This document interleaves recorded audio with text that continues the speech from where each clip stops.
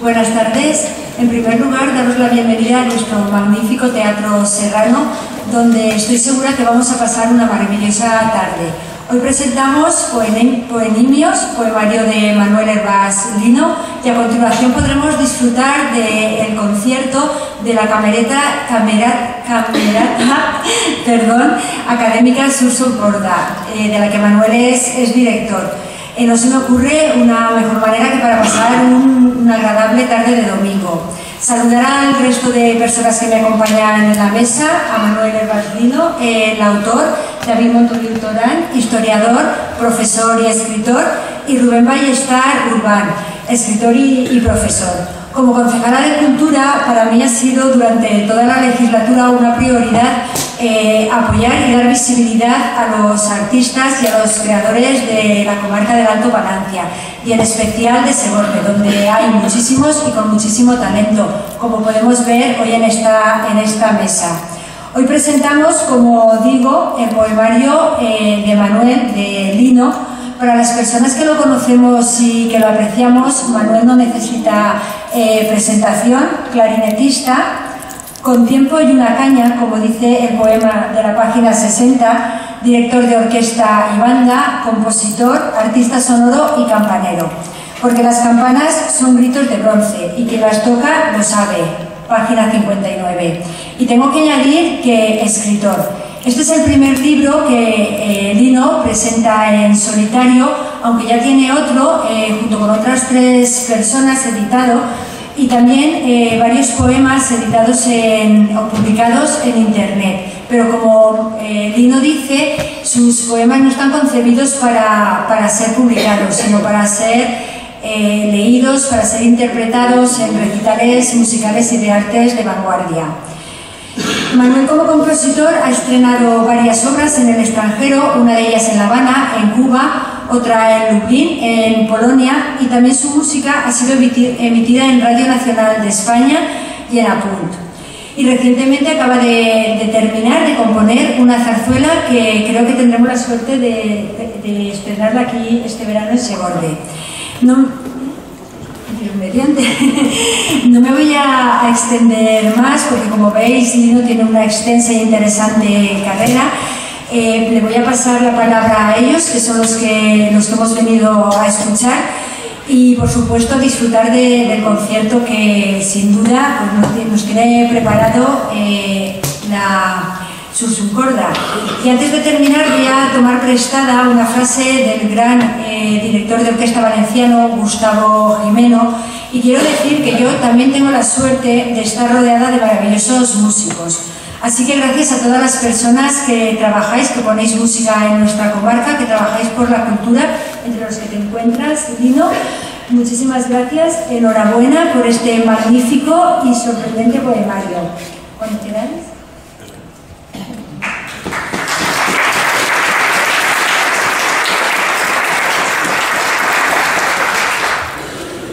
Buenas tardes. Para mí también es un honor poder participar en este acto, ¿no? Con la presencia de Marisa concejala, y sobre todo un acto que presenta la obra de nuestro querido Lino, ¿no? De un poemario. También es un gusto reencontrarme otra vez con Rubén, que hacía muchos años que no nos veíamos, pero fíjense que hemos llegado a la misma estética, ¿no? Vamos con barba, ¿no? Hay una diferencia de talla, ¿no? Pero en fin, desde lejos nos hemos ido siguiendo, ¿no? Él sabe, Lino sabe que para mí es algo más que un amigo, él es consciente de todo ello. Es más, me gustaría comenzar diciendo que llevo muchos años sintiéndome su doble de acción en la comarca, ¿no? Me confunden con él constantemente. ¿No? Y Lino, tal, que has compuesto, ¿no? Y a él le pasa lo contrario, oye, que has cantado, ¿no? Parece una cosa increíble, pero incluso habiendo cambiado los dos de talla de ropa en alguna ocasión y se nos ha hecho el pelo blanco y nos siguen confundiendo. O sea que sí que me gustaría decir que a la salida, cuando firmen libros, el autor es él, Lino es él. Yo no tengo nada que ver. Bueno, pues es anecdótico, seré rápido, ¿no? Cuando conocí a Lino, en un primer momento Es decir, que no me lo podía creer. Hasta ese momento pensaba que el friki era yo. O sea, la persona curiosa, ¿no? El personaje, ¿no? Tengo un amigo que dice, por favor, no te conviertas en un personaje pintoresco. Ya creo que nos hemos convertido, ¿verdad? De alguna manera. Pero bueno, siempre decir que siempre me cayó muy bien, ¿no? Era un momento en que él escribía su nombre y sus apellidos en minúscula.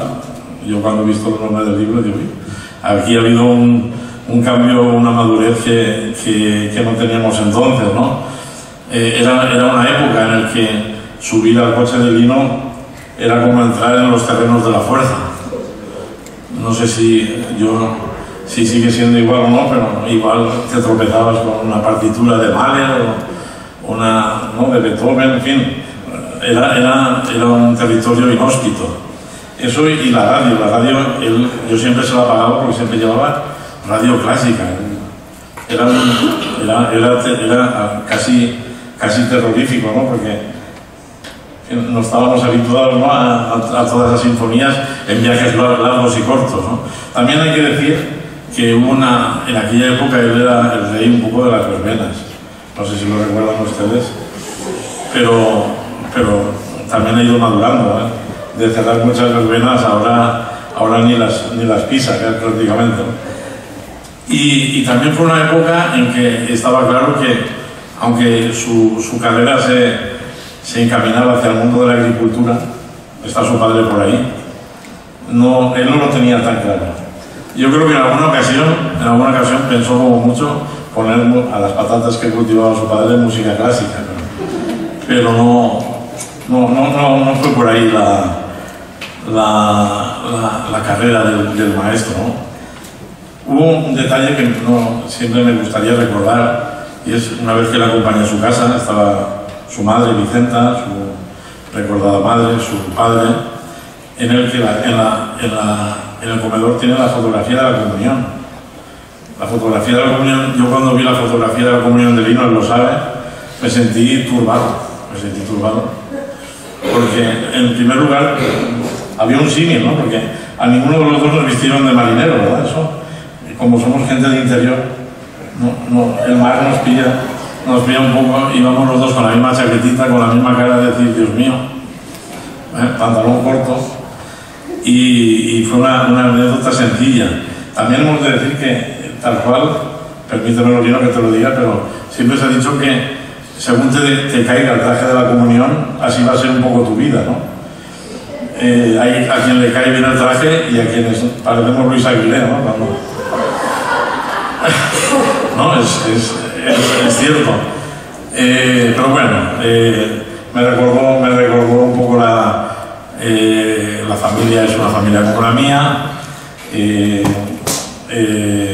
los amigos un poco como los que yo tenía, en fin, nos querimos bien desde el primer momento. Los dos llevábamos gafas. El que ha ido al colegio en aquella época sabe que llevar gafas era como tener ser una diana andante en el patio. Y los dos llevábamos gafas, éramos un poco curiosos, y yo llamándome Montolío ya, imagínense, ¿no? el currículum por donde iba. Luego más adelante, recuerdo que nos empezamos a tratar, sobre todo en los conciertos de campanas, en un concierto que hicimos, ¿no? El 433, que para mí fue una época, un momento importante. Luego también hubo un momento que me costó mucho olvidar, en el que también estaba Rubén, que fue un concierto de macetas, en la Cartuja de Valdecristo, que por cierto yo me quedé una maceta, la tengo de recuerdo. Para mí fue algo extraordinario, como el concierto de claxons de coches en el Pirulo. Fue realmente algo que ha definido un poco nuestra relación, y así como el concierto de la Sursum, que después escucharemos, Zarzuela, el Fresar, ¿no? Ese concierto, esa serie de conciertos tan interesantes que teníamos la ocasión de presenciar todos los años, ¿no? Y en fin, ya llegando al final, ¿no? De mi pequeña intervención, pues Lino es nacido en Segorbe, con los 8 apellidos segorbinos, que eso también marca marcar, la cigüeña lo dejó caer ahí en medio, y en fin, eso imprime carácter, y todos conocemos un término que él ha acuñado, ¿no? Hay un término con su nombre que es, me permites decirlo, ¿no? Lino, esto es una linada. ¿Eso qué significa? Definición de la RAE, ¿no? Dios mío, ¿qué se le ha ocurrido a este hombre otra vez?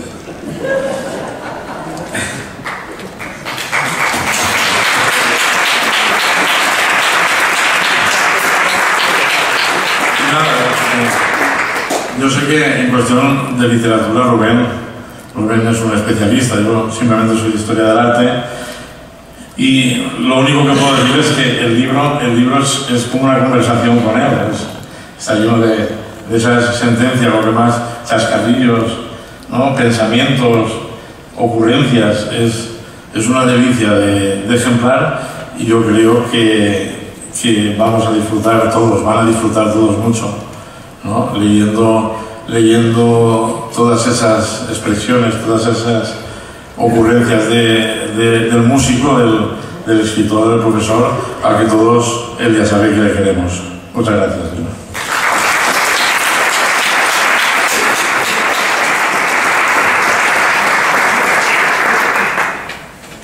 Bueno, buenas tardes a todos. A mí también me hace muchísima ilusión y es un verdadero honor estar aquí esta tarde.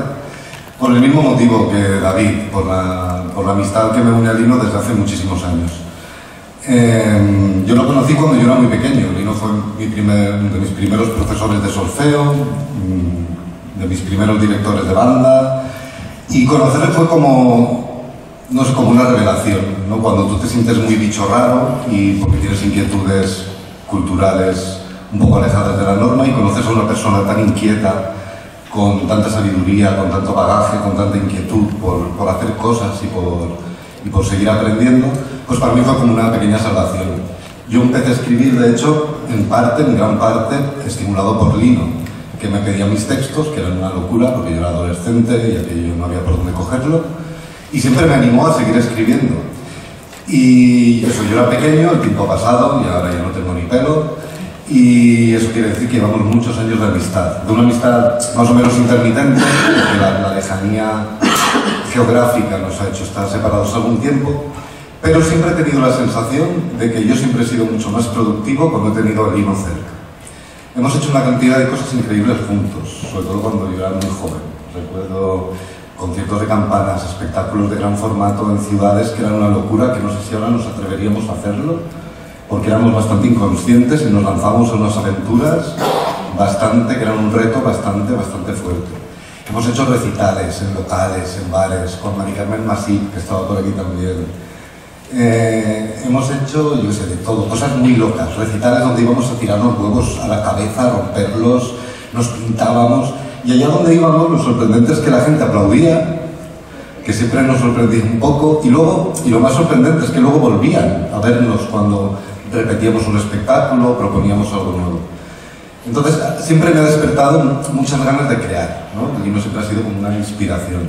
O hemos ido mucho juntos al teatro, a coger ideas, a conciertos, y eso me lleva, aparte de la amistad que me une, a lo mucho que le quiero, a cómo siempre he visto a Lino como un generador de cultura, ¿no? Como una persona que donde él está, la cultura florece espontáneamente a su alrededor.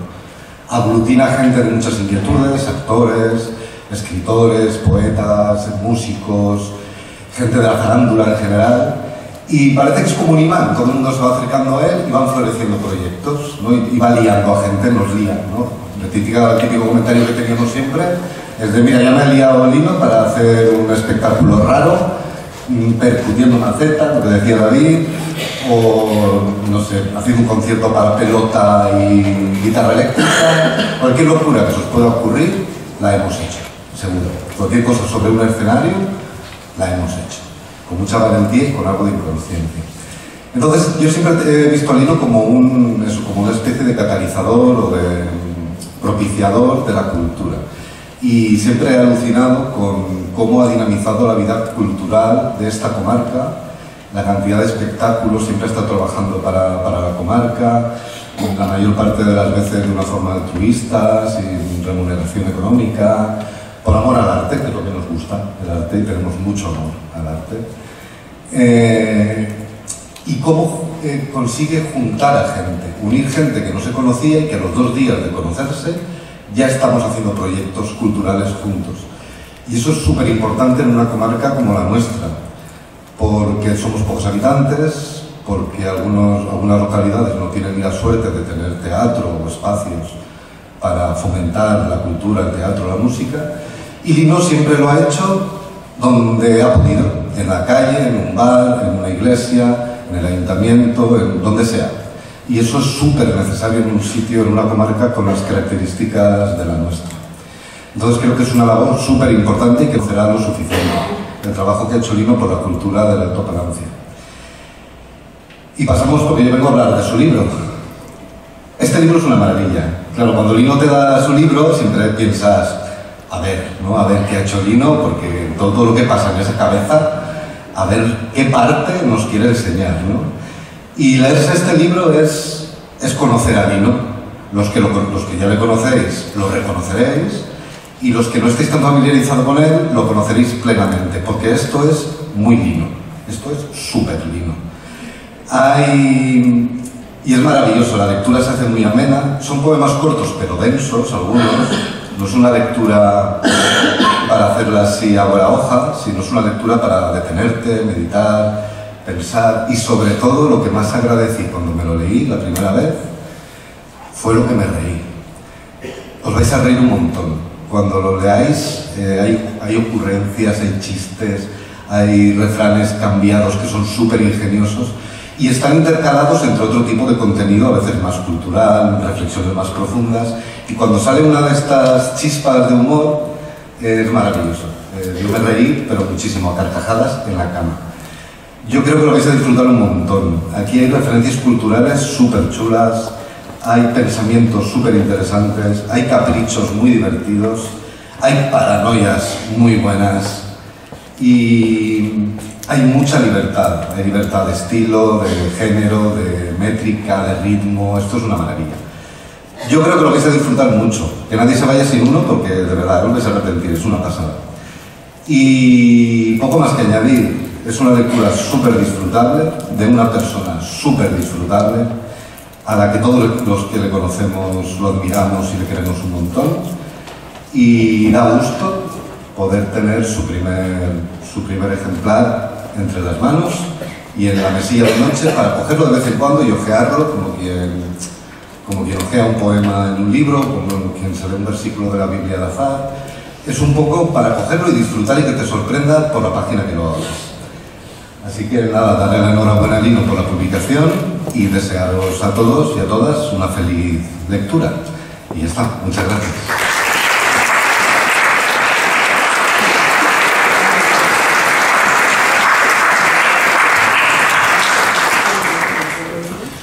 Bueno, pues creo que me toca.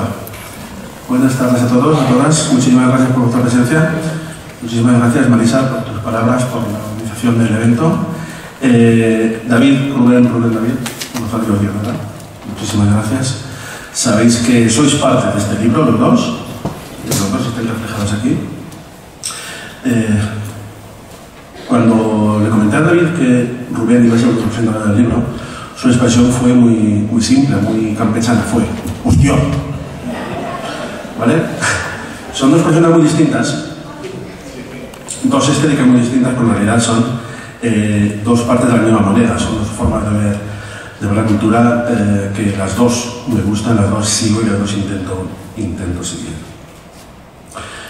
Comentaba David, la primera vez que nos conocimos, yo voy a contar también la primera vez que vi a David, lo que pensé. Yo recuerdo que iba en mi coche y justo aquí en los porches, junto a la catedral, en el estanco de los porches, pasó David con su coche, que entonces era un coche enorme, no recuerdo el coche que tenía, un tanque enorme. Y mi reacción fue, ostras, Alex era de la iglesia de San Segovia. Y durante un tiempo estuve convencido de que había visto a Alex de la iglesia de Segovia. Hasta que alguien me dijo, no, ese es David, y que vale. Sí, fue una experiencia. Esto hace muchos años ya también, muchos años. Y efectivamente, Rubén, también recuerdo el primer texto que me trajiste para que leyera. Estábamos efectivamente en clase de solfeo allí en Cabriel y me hiciste con un pequeño texto de dos, tres folios escritos. Y también, bueno, pues otro loco, ya tenemos otro loco aquí. Y toda esa locura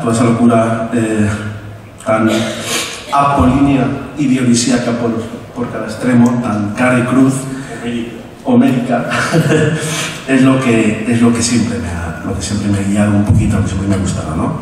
Tanto la visión del mundo del arte tan vanguardista y tan loca de Rubén, como el clasicismo medievalista de David. Entonces, muchísimas gracias a los dos, de verdad, es un placer y siempre va bien, ¿no? Que alguien hable bien de ti en público. Gracias. Si empezamos a hablar un poquito sobre el libro, los poeminios, tengo aquí las chuletas, ¿vale? Los poeminios están enlazados perfectamente con lo que sería el aforismo, ¿vale? La forma literaria del aforismo, o si queréis, del epigrama griego, el epigrama que se cultivaba en la antigua Grecia. Están muy enlazados con los poemínimos de un poeta mexicano que se llamaba Efraín Huertas, pero sobre todo están muy enraizados con las greguerías de don Ramón Gómez de la Serna. No sé si las conocéis, es muy recomendable, ¿vale? Son unos poemitas igual que estos, poemitas muy pequeños que buscan la transgresión con todo, la transgresión con lo que sería la concepción de la realidad, con lo que sería el estilo artístico, con lo que sería, en fin, un poquito romper con todo lo anterior. Y me gustaría comentar en este punto que tanto la greguería de Ramón Gómez de la Serna como ciertos textos de Marc Saúl, que es un escritor, sabéis, que está organizado en Barcelona, serían algunos de los primeros intentos que hubo en este país para introducir el arte sonoro en general y la poesía fonética en particular. Las greguerías de Ramón Gómez de la Serna serían los primeros intentos de hacer una especie de poesía fonética en España, ¿vale?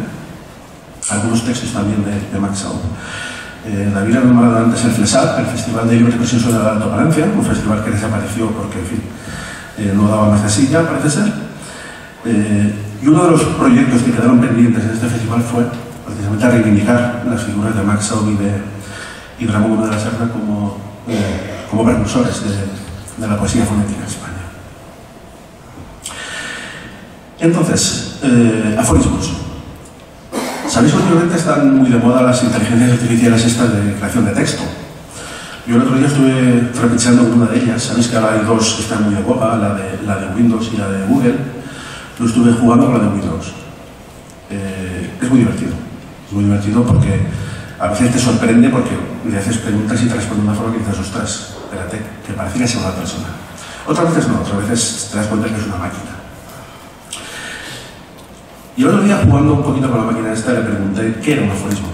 Me pidió una definición de aforismo. Me dio una definición que no me gustó y se lo dije, tal cual se lo dije. No me gusta, quiero otra. Me dio otra, no me gusta, quiero otra.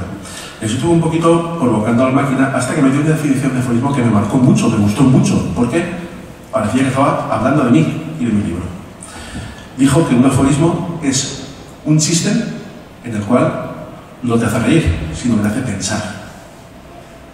¿Vale? Eso es un poquito la idea del aforismo, del epigrama, del poeminio.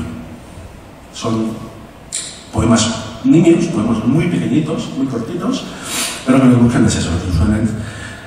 Pues eso, la sorpresa, sorprender. ¿Vale? ¿Sorprender cómo? Bueno, pues la mayoría de las veces sí que hay algunos poemillos que, digamos que son míos 100%, que son ilusiones mías, son parrafadas mías, pero hay otros que son directamente variaciones de frases preexistentes con la idea de darle otra vuelta de tuerca, ¿no? Darle un giro más o menos sorprendente. Los hay muy divertidos, los hay que no son tan divertidos. Por ejemplo, el primero que publico, que es el que la editorial ha elegido como un poco el emblema del libro. Sabéis que hay una frase por ahí, una frase terrible, una frase inhumana, que dice aquello de que La guerra es la continuación de la política por otros medios. Es una barbaridad. Pues aquí pongo el primero de los poemarios, dice: la poesía es la continuación de la vida por otros medios. ¿Vale? Es coger una frase ya preexistente, una frase ya y dar un giro, pues, buscando la sorpresa o directamente buscando pues eso, humanizarla, ¿vale? Hay otra frase también muy típica de Latinoamérica. Sabéis que en Latinoamérica tienen una devoción por el libertador Bolívar, y cuando entra la espada de Bolívar en un recinto, normalmente la espada la llevan entre varios uniformados, muy serios ellos, y mientras entra el pueblo canta algo así como: alerta, alerta, alerta que camina la espada de Bolívar por América Latina. Pues yo también he humanizado esa frase, le he dado una vuelta de tuerca mucho más humana. Y aquí un poemillo que dice: alerta, alerta, alerta que camina la pluma de Cortázar por América Latina. Mucho más humano, mucho más literario, ¿no?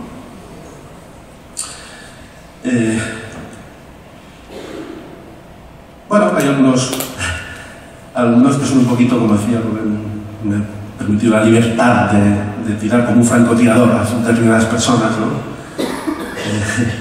Hay uno por aquí que a Rubén le gustó el otro día, creo, fue todo lo que te gusta, ¿no? Que está inspirado en el quinto de los mandamientos de la ley de Dios, y dice: lo siento por algunos, pero el quinto: no matarás. No, a esos tampoco. Y no, España no tiene nada que ver con esto. No sé, igual alguien por ahí le pica un poquito lo siento. Pero esto de ir por ahí matando gente no tiene excusas, no tiene excusas posibles. También tengo otra teoría que realmente me gustó mucho.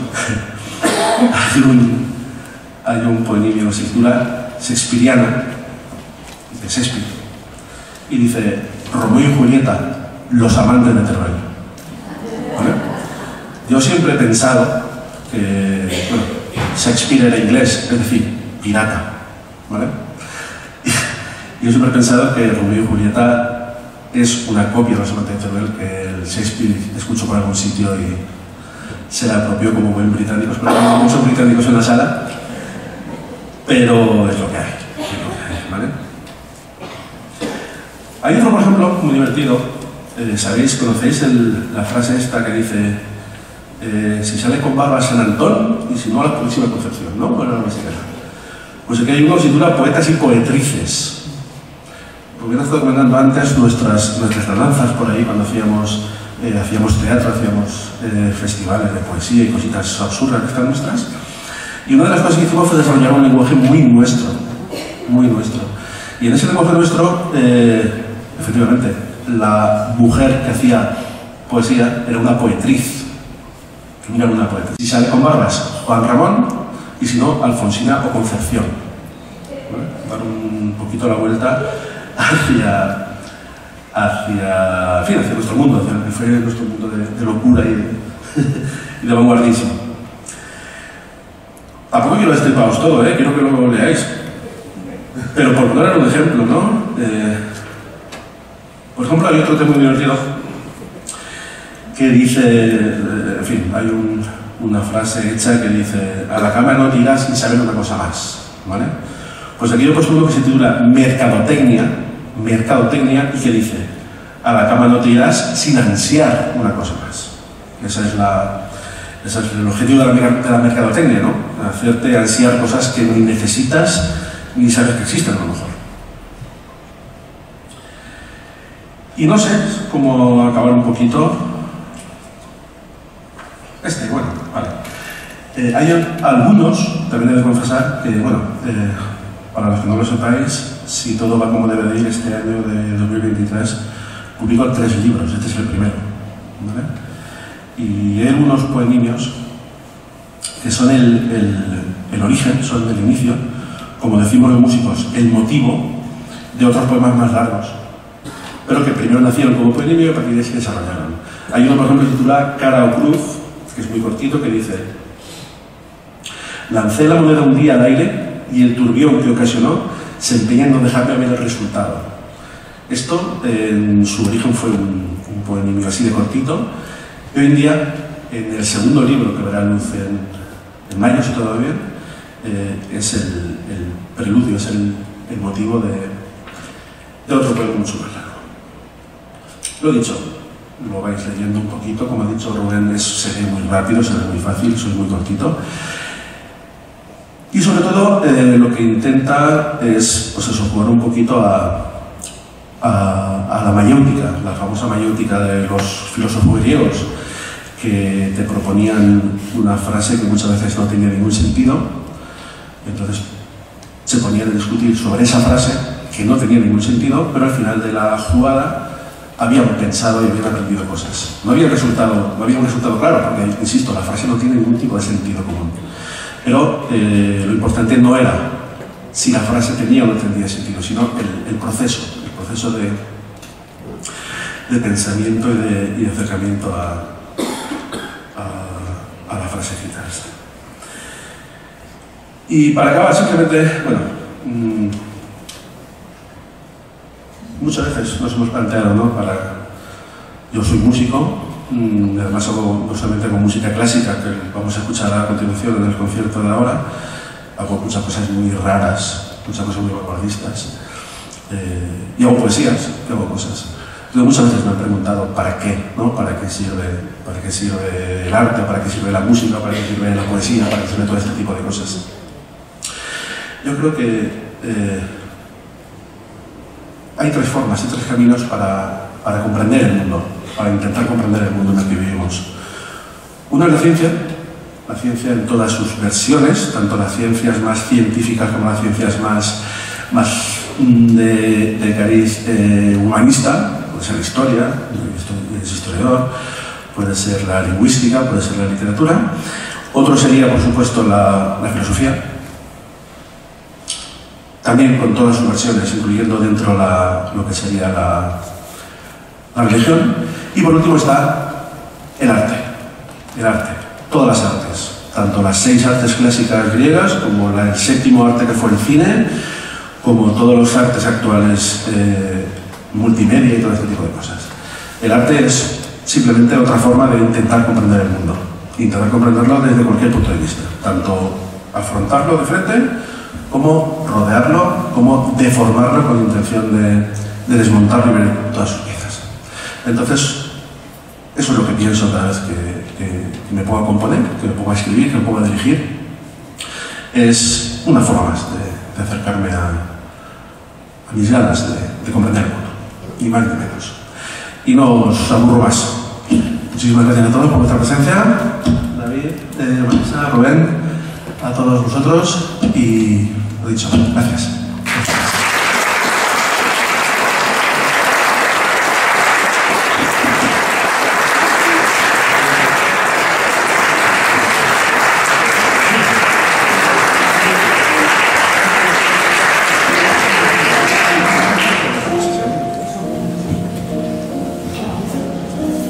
Sí, si queréis, ahora mientras preparamos un momentito el escenario para el concierto, firmo unos libros ahí afuera, ¿vale? Para que quiera tener un recuerdo del día. Venga, gracias.